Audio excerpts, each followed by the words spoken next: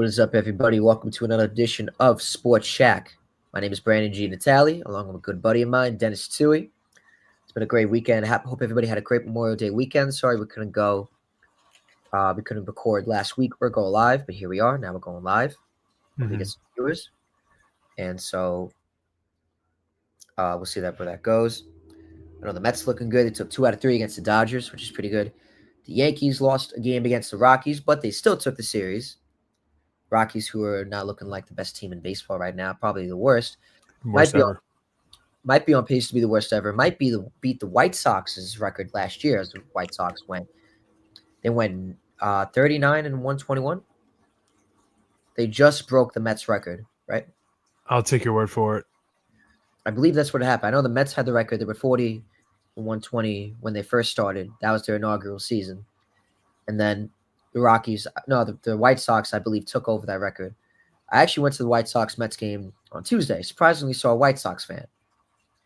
Not trying to shade them, but like I said, it's hard, you don't see a lot of White Sox fans in New York, especially. Yeah, he's actually a nice guy too. He's a good guy. We'll get into that in a minute. The New York Knicks, who surprisingly everybody thought they were going to take the series against the Pacers. Tyrese Halliburton said otherwise, and channeling his inner Reggie Miller from back in 1994, 95, and throughout the whole 90s. And now the Knicks face themselves down elimination in Game 5 tonight. I believe that game is tonight. So 8 o'clock. That's going to be really interesting to watch at the Garden. I know our boy Andrew Aroso.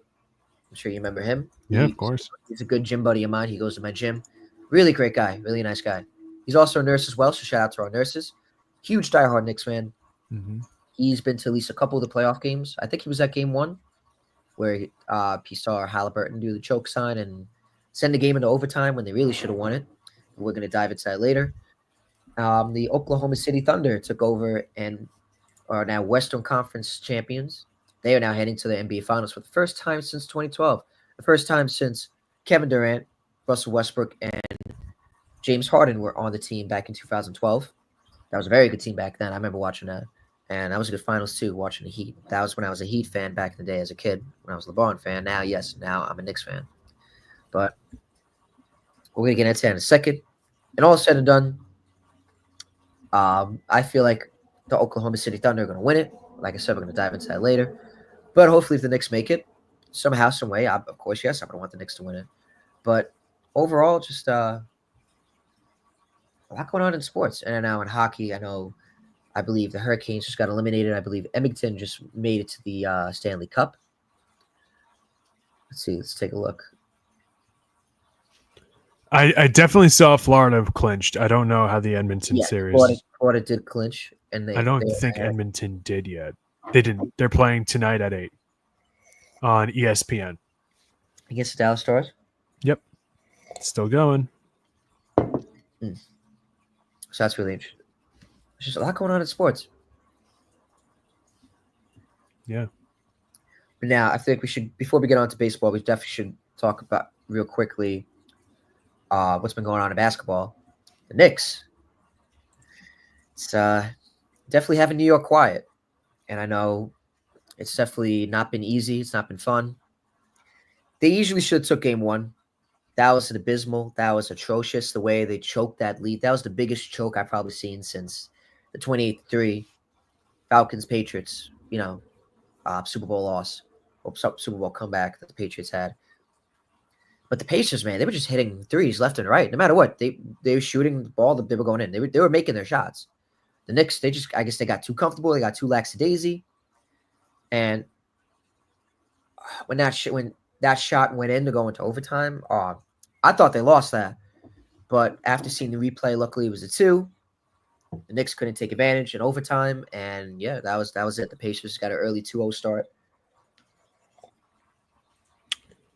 Yeah, so I'm sorry about that, audience, and to you, Brandon. We're live today. Hello to our extended audience, and I was posting stuff on social media to get try and get us going here. Oh, thank you. And it's just a lot going on in the world of sports here, and going on to the Pacers.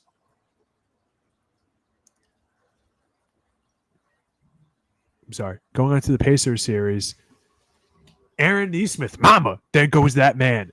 What a run for him.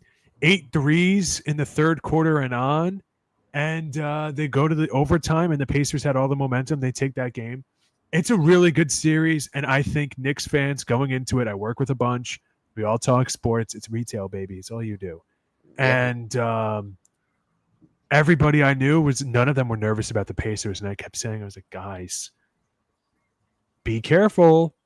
Be careful. All they kept saying was, well, last year we were hurt. We took them to 7. This should be no problem. Be careful. Yes. You guys aren't realizing they weren't completely healthy last year either. I understand Benedict Mathurin isn't the same as the guys the Knicks didn't have, but that's a huge off-the-bench presence for them. That wasn't a good score until this last game, but, think of the minutes he played, that now those guys had to be overworked that entire run. So, like, the little things like that you take for granted, and this year the team is better. And they lure teams like the Knicks and the Cavaliers into their fast-paced style, and it's easy to get comfortable with it. Sure. It's easy to keep wanting to play that fast kind of run and gun, old school Suns style when, your shots are going in and, oh, wow, everything I'm shooting is going in because nobody's playing defense. And then they tighten it up. It's like a trap. Then they tighten it up. And then teams like the Knicks and the Cavaliers, Knicks not so much, but the Cavaliers, who didn't have a lot of turnovers all year, I mean, they cut through the Cavs like a hot knife through butter. Number 1 team in the Eastern Conference, and I mean, really just punked them. So, and I understand that Darius Garland wasn't healthy, but if you think Darius Garland being healthy affected that series, you didn't watch it. I mean, they were just better at everything. And then they show up to the Knicks, and the Knicks, let's be honest, if we're saying like a luck factor, right, with the Knicks, high. That Celtics series, high.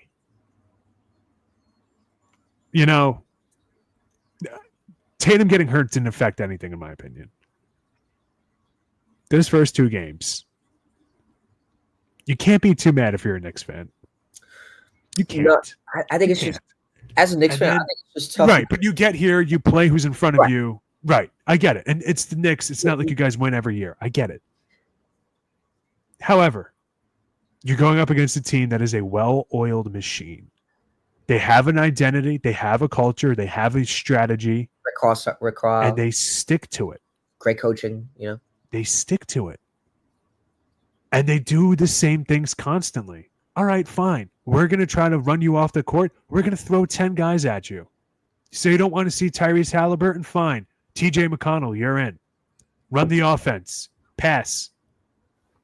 And he's doing all like the classic Steve Nash under the basket, turn the defense around to get an open look. All that classic strategy that those run and gun teams always do. And it's working. It's working. They don't have to blow out the Knicks. They just got to stay close. In crunch time, the Knicks have Brunson and they have big body Brunson. Bridges. The rest of the Knicks in crunch time offensively haven't really done much. The Pacers, Pascal Siakam, second best player on a championship winning team. Aaron Nesmith, Halliburton, Miles Turner, his entire career has been a Knicks killer. Every Knicks fan knows it. He's been a Knick killer forever and a day. So that's a big one. Like this series, like if you're the Knicks, another thing that has to stand out is that your depth isn't what it was. Isn't what these other teams have. And the Celtics, same thing. Like the Celtics, their depth should have been deeper than the Knicks, and it wasn't for whatever reason. Sam Hauser was hurt. Porzingis, whatever happened there. And, it's eventually caught up with the Knicks. It happens. Now, teams have come back from down 3-1 in the past, and I'm not saying it's impossible for the Knicks. I could definitely see it happening. But, they were my winner pick before the season started. You remember. And, I have faith that you guys could get it done. Will it happen? I doubt it. I think the Pacers are really good, and I think the Thunder are there waiting for them, and everybody's going to pick the Thunder, and I might pick the Pacers. There's something about them. They're really... Yeah, no, And the other thing is that you talked about Tyrese Halliburton. I just want to give you some of his stats from that game real quick before I move on to other stuff. Because he really was incredible, but there's one thing that stood out to me so much more than everything else, and it's not getting talked about, in my opinion, as much as it should. So Halliburton, should have been his son. 32 points, great. 15 assists, great. 12 rebounds for a point guard, great. 5 for 12 from 3, not bad. 5 for 6 from the free throw line, not bad. 11 for 23 from the field, not bad. 0 turnovers. When you're playing at that kind of pace that they're playing at and you're not turning the ball over, that's huge. As a team, they had 11 turnovers. The Knicks had 17 in this game. It was a 9-point difference in the game. It was close up until about 4 minutes to go in the fourth quarter, and then the Pacers pulled away. That's going to be the difference. The Pacers, they can play at that. They're so used to playing at that pace. And they can slow it down. It's not that they're, you slow the Pacers down. I think that's a false narrative. You slow them down and they're still fine. I'm not even looking at the TV. I don't need this. It's just going to hurt my eyes. yeah. But, this is something that you're going to have to keep an eye on if you're a Knicks fan. Because I think going into the season, the vibe around the Eastern Conference was if you get through Boston, you get through the East. You got through Boston, and now there's a whole other buzzsaw that you ran into, and your team is relatively healthy. Right. It's just, I think a lot of people underestimated the Pacers. I didn't. Even me as a casual can even tell you that the Pacers crushed the Knicks and the Pacers. They have a history in the playoffs. They're here for a reason. It's a rivalry that not a lot of people talk about. After what happened in the 90s, now you date back to 2012, 2013, when they lost in 6 in the semifinals, the Melo team back in the day. Now, obviously, you look at last year, then they weren't healthy, but they still took them to 6. But the 7, like you said, they're better this year than they were last year. And like you said, they sliced and diced the Cavaliers like it was nothing. So I think for the fact a lot of Knicks fans looked at the Pacers and they're like, oh, they're easily going to take them to 5, they're going to take them in 6. It wasn't the case. It wasn't the case. And I think game 1 definitely showed that. So I feel like a lot of people are shocked at what happened. I'm not. I'm not shocked of the, that the Pacers are up 3-1 right now. They're a great team. I don't know why a lot of people thought it was going to be easy. The Knicks are, playing great and they're on a good stretch like the Pacers are, sure. But at the same time, the Pacers, like you said, are the better team probably at the end of the day. Because, at the players they have, the coaching and the culture, everything they have. Not saying the Knicks don't have that, but at the same time, they're just a better overall team. And I feel like a lot of people underestimated the Pacers, especially for how they've been playing. So, like you said, Miles Turner, Knicks killer. Tyrese Halliburton, a leader, and just been overall, when they needed him, he's been clutch. So, the series is not over, but the Knicks just made it way tougher for them. And so, Game 5 tonight's definitely going to be interesting at the Garden. It's going to be interesting to see how that's going to be. It was the last broadcast on TNT. Because I know next year they're going to be switching to NBC, right? Oh, that's right. Yeah. That's right. Yeah. I forgot about that. So I'll certainly be watching tonight when I get home. Oh, it's the Thursday. It is the last broadcast, right? Yeah. I thought it was Tuesday. Well, this series is. If this series ends tonight, it would be the last one. Okay. Yeah. I guess it's all relative. Right. It's all been on TNT. No, I definitely have watched it, throughout my, like I watched Shaq, Charles Barkley, Kenny the Jet Smith. But no, I definitely it's definitely was a part of our childhood too. Mm-hmm. But no, overall, I don't think it's like I said, the Knicks just made it definitely tougher for them. But I wouldn't be surprised if they won tonight and the Pacers took it in 6. But no, the Pacers are just a good team. A lot of game left. If the finals is OKC and Indiana, I think it'd still be a great finals. And to think of it, either one of those teams could potentially could win their first championship, which I think is pretty cool. Yeah. Yeah, it is cool. And this would happen again. Who did the... No, I'm thinking of something different. I'm thinking of a different sport. But yeah, man, I agree that that would be cool. And I think a lot of people are like, oh, they're two markets that nobody really cares about. But like, it's not LA and it's not Boston. And I'm happy about that. I think this is the first time that a team... Are you ready for this? Yeah. This is the first time that since the 90s that a team from the Western Conference didn't come from... that represented the Western Conference didn't come from... I think it's only like the third or fourth time. This Western Conference was the only Western Conference finals since the 90s that didn't have a team from Texas, California, or another state. I forget which one. Chicago? No, Western Conference. Western Conference, okay. It might just be Texas or California. I thought there was a third in there. I'm misremembering the stat. But well, Miami, maybe Florida?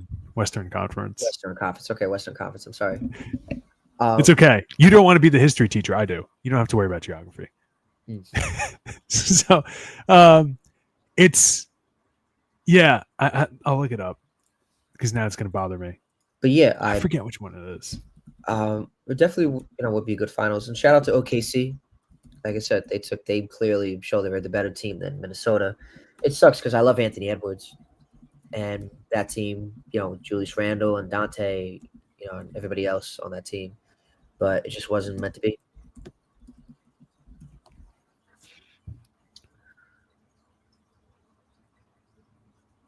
Yeah.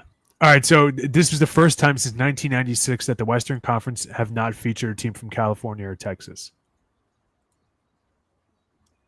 I think that year it was Utah and Washington State.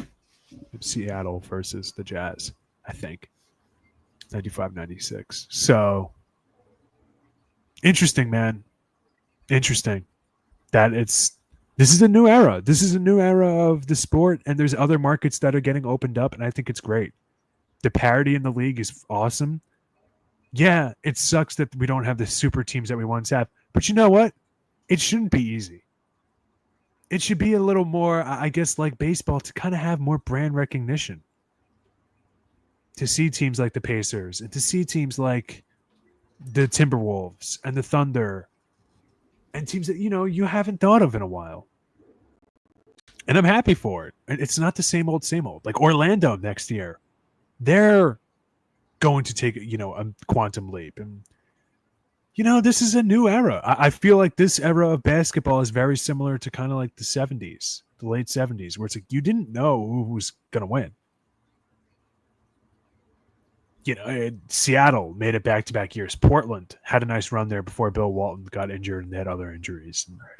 Like there's other teams outside of California, Texas, and Massachusetts and Florida.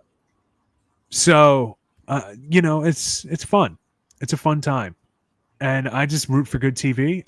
If the Knicks come back, awesome. If they don't, c'est la vie, you move on. Indiana can hopefully get their first NBA championship. They got a few in the ABA with Fred McGinnis and the boys. And who was it Freddie Brown on that team? I forget. But George McGinnis, excuse me. And it's just, I keep saying it, but I'm excited. I'm very excited. Now, let me ask you something. Okay. The Thunder, they absolutely annihilated the Timberwolves last night. Do you want to talk about that? Or do you have anything else you want to talk about? No, I think we dived into the Pacers and Knicks. Well, we should, Okay. The Thunder are moving on.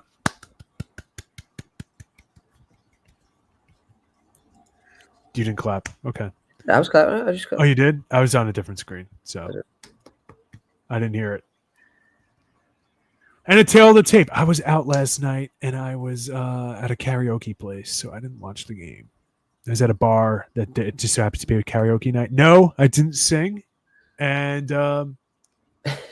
yeah, if I did sing, however, I was telling you before the broadcast, living the Vida Loca, sexy back. And I usually start it off when I'm just a couple of drinks in, because I drove last night. Couple of drinks in, usually Right Round by Dead or Alive. Yeah, maybe Karma Chameleon. Yeah, by Culture Club. All right. So I was singing more karaoke this Saturday. I was doing Papa Roach. Really? Last resort. I was out all day promoting the concert for Jones Beach. Well, for Connoisseur Media and for the show was at Jones Beach. So I figured why not end the night with Papa Roach? Why not, I said screw it. But either way, so you said you were out karaoke and then you were watching the game. I didn't sing anything. I was watching it a little bit. That was after I went to a Cuban restaurant, which was delicious. Oh my God, Brandon, the empanadas. I know you are Colombian, half Colombian, right? You're making me jealous right now. You and the family. I'm telling you that place I sent you. I think I sent you the link for it. I'm telling you, you'll like it. Okay, sports. Minnesota Timberwolves versus Oklahoma City Thunder, and another game when Julius Randle plays okay. Anthony Edwards struggles when Anthony Edwards does well. Julius Randle struggles, and Anthony Edwards 7 for 18 in this one, 1 for 7 from 3-point range, 4 for 6 from the free throw line, minus 29 plus minus. The whole team was minus just about, and 19 points total for Anthony Edwards. Jaden McDaniels 2 for 13 from the field, only 5 points. Rudy Gobert 1 for 1 from the field, 5 rebounds in 19 minutes of work.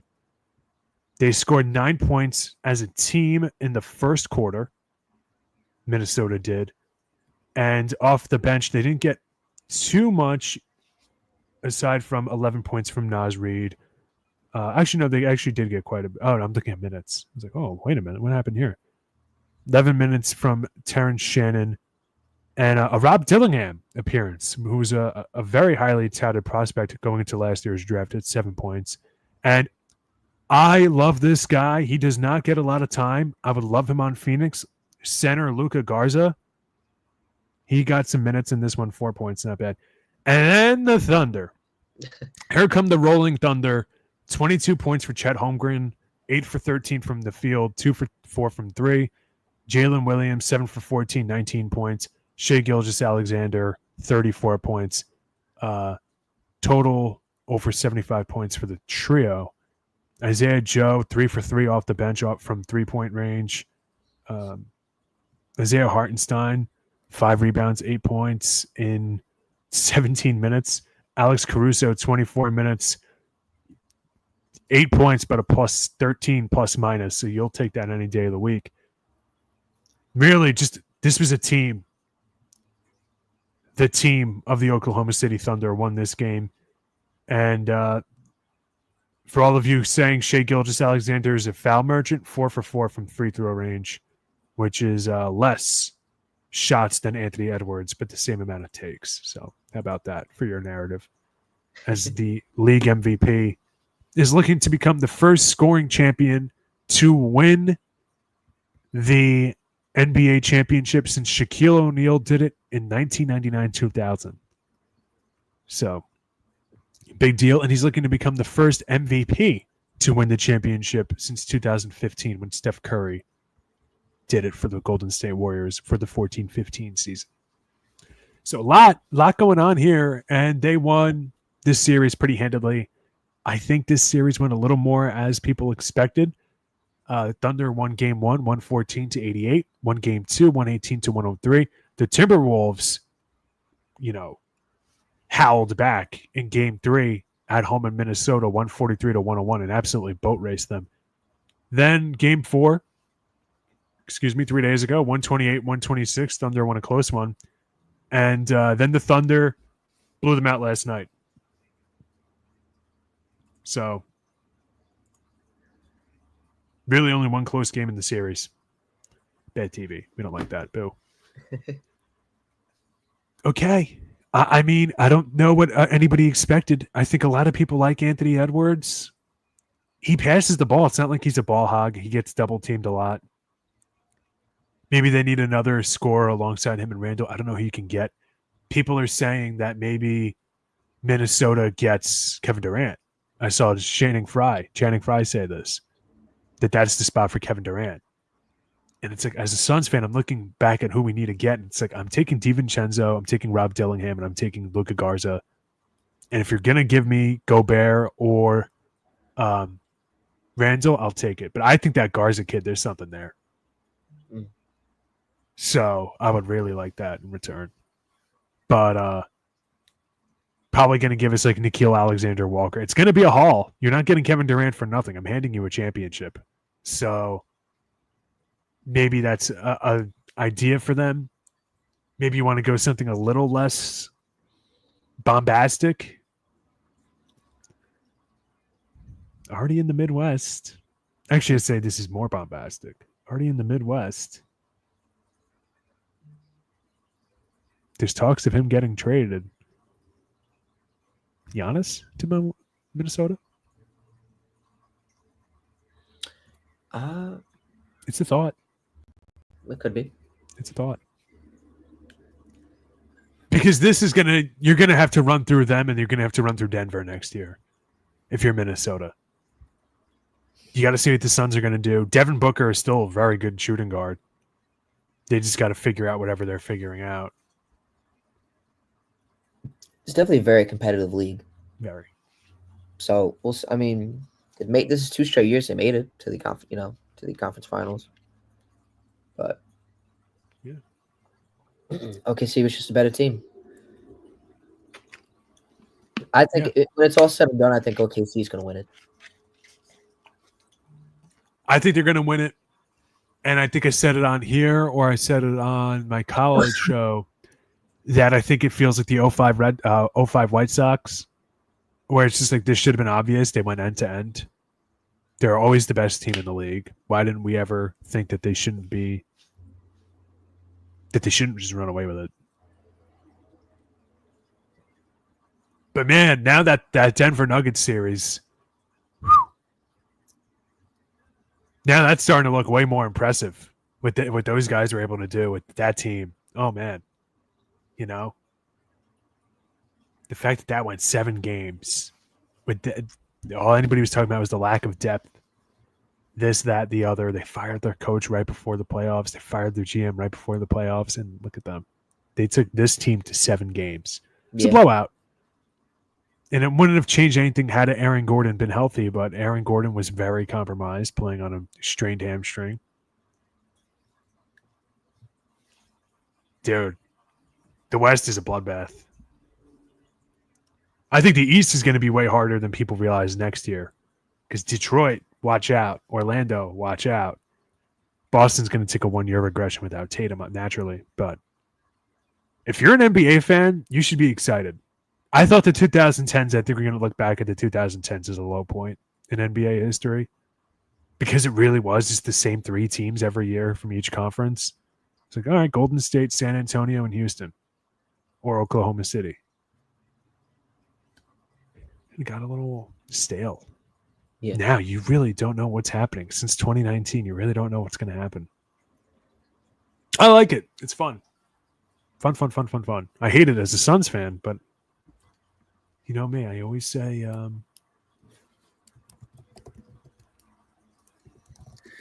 listen. I always say I root for television.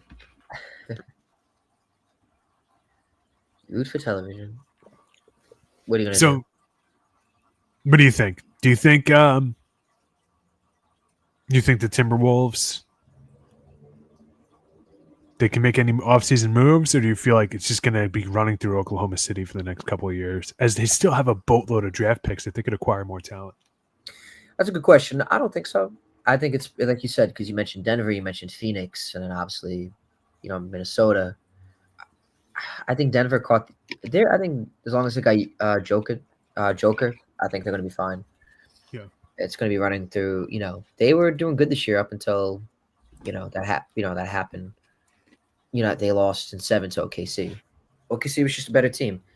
It all depends on if it's your year or not. I think this year's, like I said, I think this year's OKC.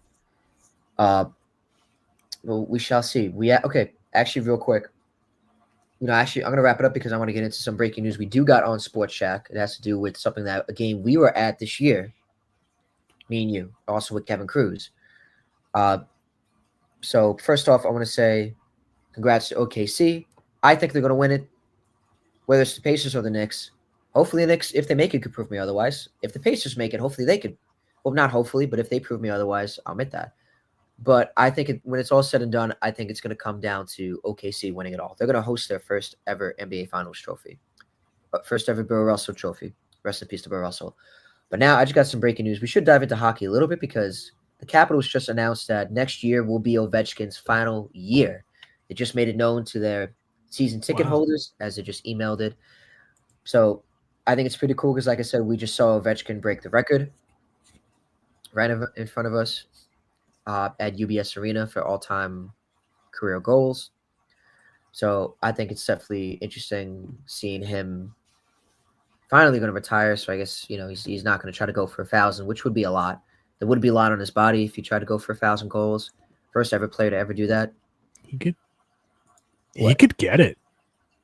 I mean, the way he was playing this year, scoring 40 goals at his age, maybe, but at the same time, he was chasing the record like he was chasing the Pirates gold. What the? So, why did that autocorrect to that? I want to see his career goals. He's close. He's got to be close. Nah, he would need like another 100. Wait a minute. I don't know. I'm still trying to find it. His career. I don't know why this is taking. Oh, yeah. I don't know why I thought he had 900. I thought he had 967. I didn't realize it was 800. I'm sorry. Yeah, I feel like an idiot. Wow. Way to go, sports boy. Yeah, how did I? I was there at the game, and I thought that he had 100 more. Yeah, okay. Yeah, not going to happen. No, I don't think so. No matter what, I think at the end of the day, Ovechkin could retire knowing he's done a lot in his career. He don't need to prove anything. He definitely don't need to prove anything else. But I just thought that's crazy to see that, especially when it breaks right now. While we're recording, this will be his last year, next year. So I can't imagine the ticket prices then. Do you think we paid a decent price when we saw his goal, right? We did, but it was so worth it. No, 100%. We paid it. Was so worth it. And the other thing is, we kind of struck when the iron was hot. Because I said a month before it happened, it could happen at that game. I was just looking at the pace. I predicted it. You did. Yeah, you did. I'm not saying it was just me. I was just saying that because we were talking about do we want to go? Do we not want to go? Then we decided we were going to go with friends of ours, and then it's turned into one friend. Yeah.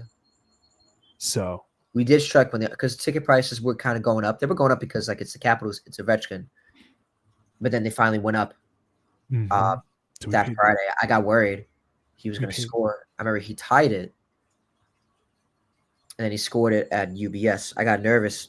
I remember I was out. I don't know what I was doing, but I got so nervous because I thought he was going to score in the final 2 minutes, but he didn't want to do it like that. He wanted to score his own way. That's a real honorable way to do it. I like that. Yeah. So, yeah, heck of a career, man. He's one of the greats. We'll see, it's fine. He's had nothing to hang on for, but I'm mad that they couldn't win it for him this year. I mean, he's got his, but oh well. Right. No, exactly. But wonder how much time Crosby has left. I have somehow seen Crosby when I was a kid. Yeah, I got to start making it a point to see great players. Tell my kids about it, even though my memory is horrible and I don't. I try to. I try. I've definitely seen some decent. Let's take a quick recap. I remember when I was a kid, my first ever Jet game, I saw Andre Johnson. I saw the Jets play the Texans. That's why I saw Andre Johnson. Arian Foster, he had like an all-pro year that year, especially the year before he was just an undrafted rookie the next year, and then he all of a sudden rushes for like over 1,500 yards. Obviously Matt Shaw, Mario Williams. On the Jets, obviously Darrelle Revis, my favorite Jet of all time. I saw Alex Smith on the Chiefs before. Obviously great quarterback for all his time. Saw Tyreek Hill destroy the Jets that game, but the Jets ended up beating them. I like to say my favorite moment. I like saying I saw Andrew Luck his rookie year and his last year in the league. A legendary quarterback who left the game early for reasonable reasons. Now, I guess in terms of baseball, I saw the 2016 Cubs. What a legendary team that broke the curse.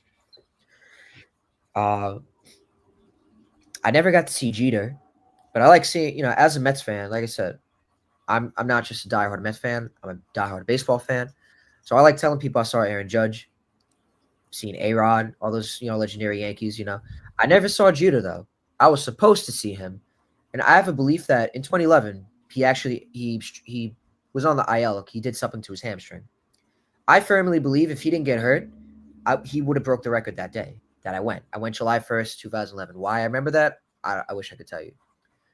But I saw the Yankees that day. That's why I saw Teixeira, A-Rod, Brett Gardner, Ivan Nova. Whoa. Yeah. That shock you. Yeah. I saw Teixeira 2 games before he retired. But I could say, in terms of moments, I saw the Ovechkin moment, and I saw the Trout versus Ohtani in the gold medal game. Yeah, that's pretty cool. That's awesome. But to say, like, great players I've watched, like, across all sports, I have to kind of appreciate who I saw as they saw it. The only great hockey player I think I've seen is Ovechkin. Because I've only been to 3 games. I went to 1 Ranger versus Sharks game as a kid. I don't remember it. I'm not counting it. The Devils versus the Islanders. I don't think I saw any great players that game. Maybe Elias. Maybe Yager was on the team, the Devils at the time. I don't remember. Because I don't remember it in the moment, I'm not counting it. But I saw Ovechkin. I saw Teixeira, his second to last game in Yankee Stadium. Not a great player. Very good, but not great. I've seen Juan Soto. I've seen Jacob deGrom. I've seen Max Scherzer. I saw Max Scherzer, one of his worst starts as a National. And I saw one of Jacob deGrom's worst starts as a Met in the same year, 2019. Keep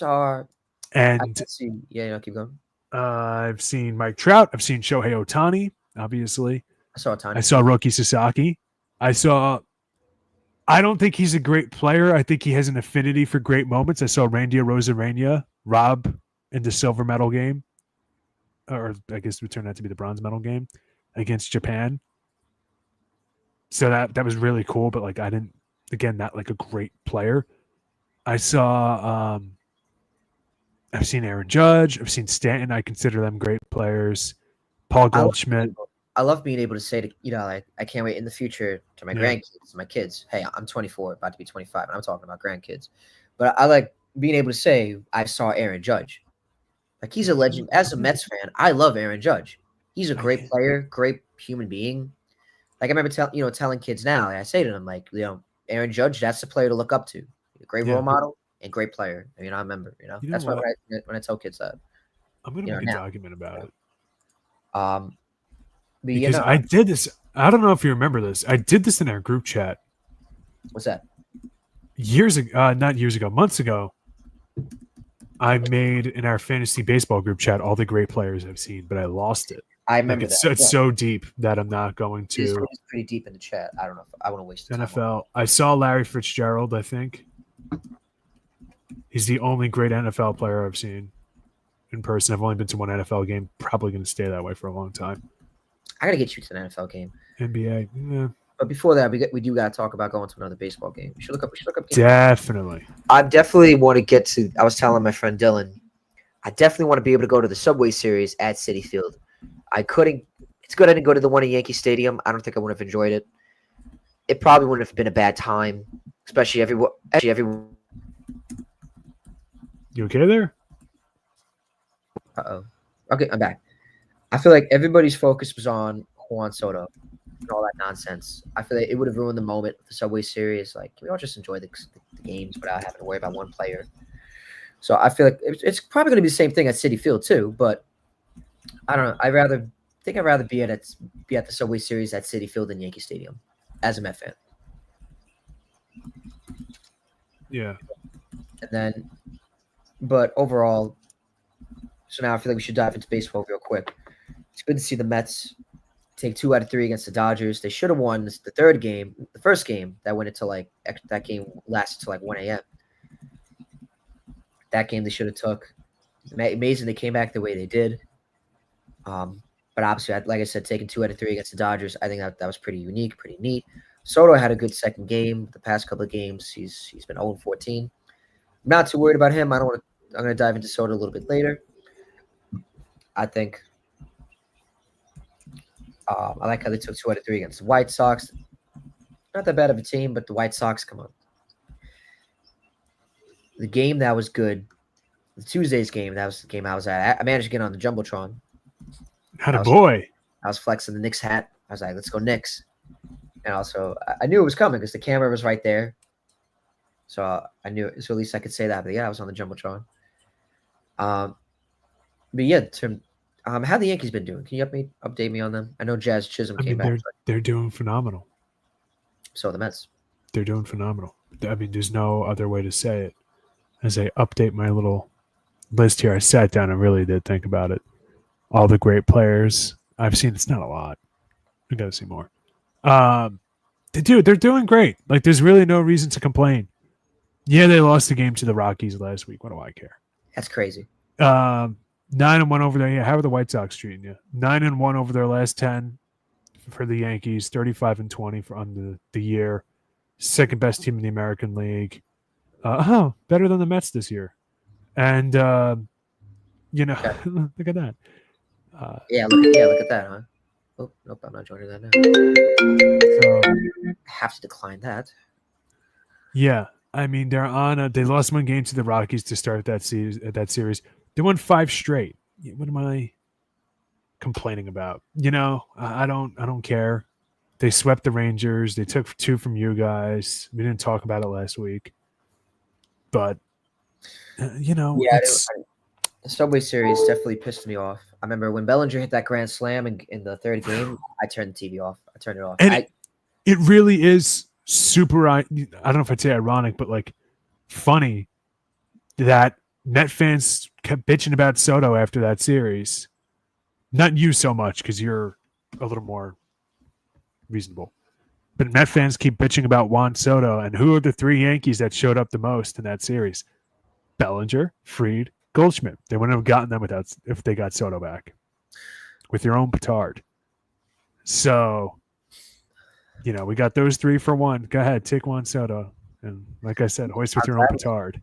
No, I'll gladly take Juan Soto. You sound like the Washington fan I was trying to joke with when we went to the Capitals game, Islanders Capitals. It's amazing. My dad would be, if I didn't tell my dad that, but my dad would yell at me, be like, "Why are you being like that? Don't be obnoxious." I'm like, I'm trying to joke. People don't have a sense of humor.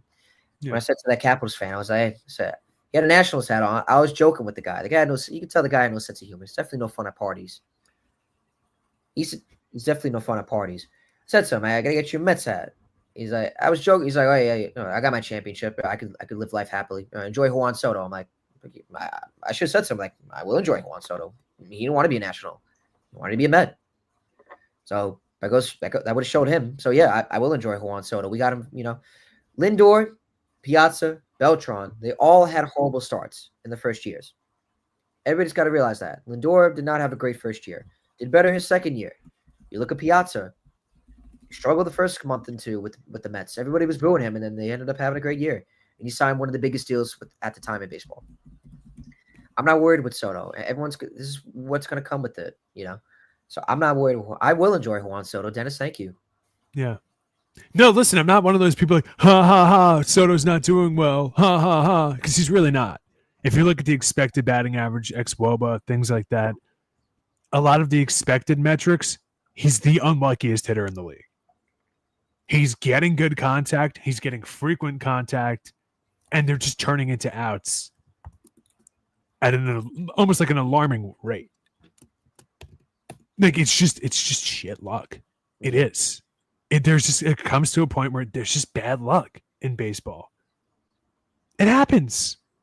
It happens, man. Like I'm not gonna whine about it too much.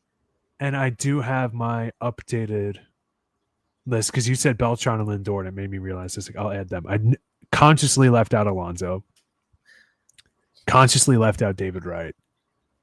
I think he's a great Met. I don't know how great of a player he is. Okay. To be considered to be a great player by me is Hall of Fame or Hall of Fame caliber in your sport. So I have Jose Altuve on there. But I don't have any other Astro. I'm pretty strict with this right here. I have Trout, Ohtani, Judge, Betts, Freeman, Scherzer, DeGrom, Soto, Diaz, Soto twice actually, Stanton, Altuve, Arenado, Goldschmidt, Beltran, Lindor. I all remembered watching them play. Larry Fitzgerald is like an almost. I'll have to double check that. Alex Ovechkin, and then the NBA, Kevin Durant, Jimmy Butler, Devin Booker, and I'm pretty sure Jalen Brunson played on the Knicks in 23. But again, I'll have to fact check that one. I could have sworn I remember him playing that game. But yeah, not nearly as much as I think people would realize. But either way. But hey, man, I get to say I saw Soto as a Met and as a Yankee. No, actually, that's not true. I don't think I saw him as a Yankee. No, you did. Look it up. Remember? No, I don't. I don't think he played.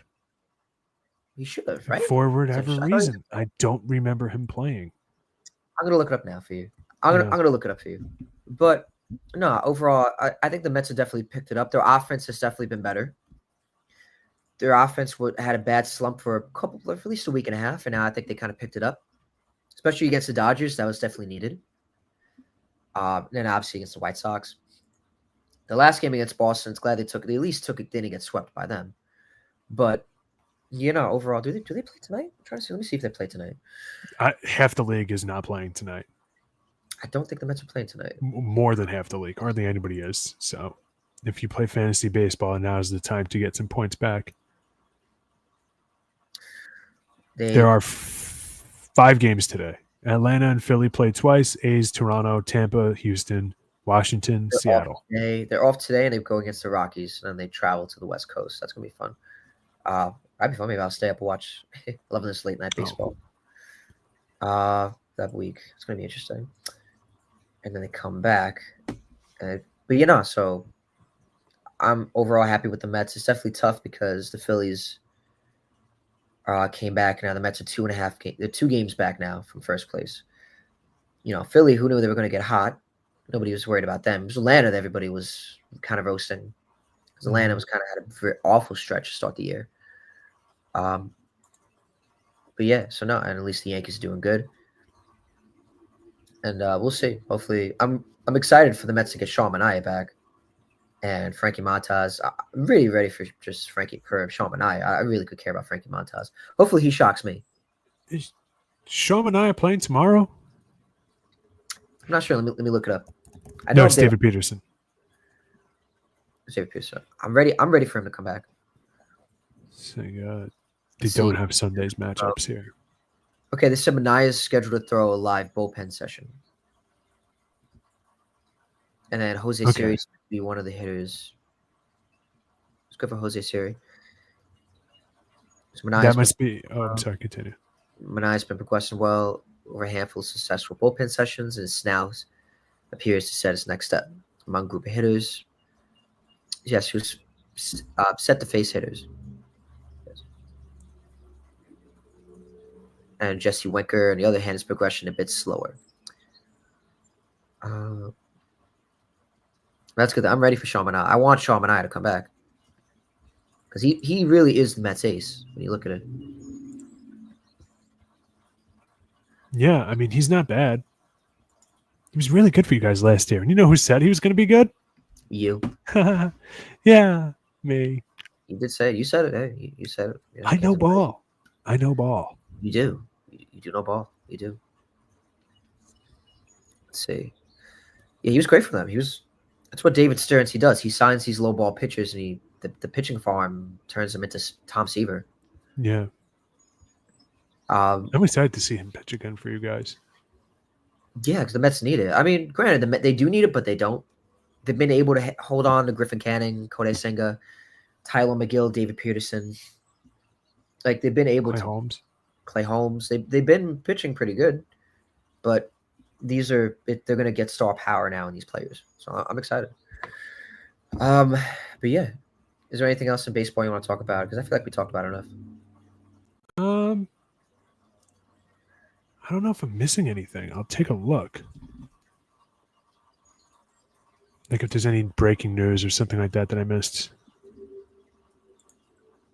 Tim Anderson got sent down from the A's. He got designated for assignment. His career is probably over. Yeah, poor guy. Ronel Blanco having elbow surgery done for 2025. He was horrible this year.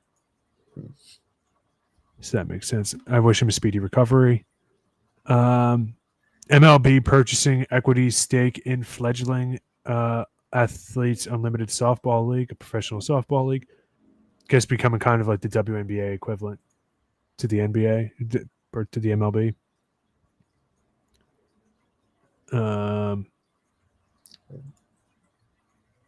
Robert Stevenson pitched for the Angels. He's back, reliever.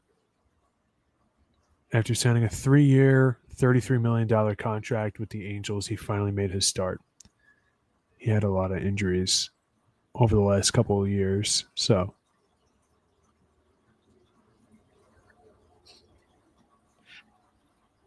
all right. Tariq Schoolbowl had his first complete game this week. Excellent. He apparently had more wins above replacement in his one game earlier this week, Tariq Schoolbowl, than the entire Orioles starting rotation. Like combined. Not combined, but like individually, he had more WAR in one game than they have at all. Yeah, the only thing is like, I haven't watched enough Orioles. I haven't had time. I have to kind of grind back with baseball aside from the Yankees and Mets because I had school and whatnot. That I don't know what's going on with the Orioles, man. Ugh. I mean, they're horrible. They're horrible. I don't even think they have 20. Do they have 20 wins yet? I don't think so. No, they don't. They have 19. This was a team that was hoping to be playing for a championship this year. I guess not. They have the second to worst run differential in the league, only behind the historically bad Colorado Rockies. Even the A's have a better run differential, and the Marlins. It's terrible. They thought they were playing for a championship. Now they're playing for a first overall pick. What are you going to do? Yeah. What are you going to do? No, well. I think I got to get going, so I think it's okay. All right. I'm coming, Sadie. All right. Thank you to everybody for joining our live and for tuning in to another episode of SportsShack. Again, my name is Brandon G. Natali. A great buddy of mine, Dennis Tui. Hope everybody has a great day. And let's go Mets. Let's go Jets. Let's go Knicks. Let's go Yankees. Stop with that. Let's go Jets. What are they doing? They're in the offseason. Let's go Yankees, huh? And let's go Islanders.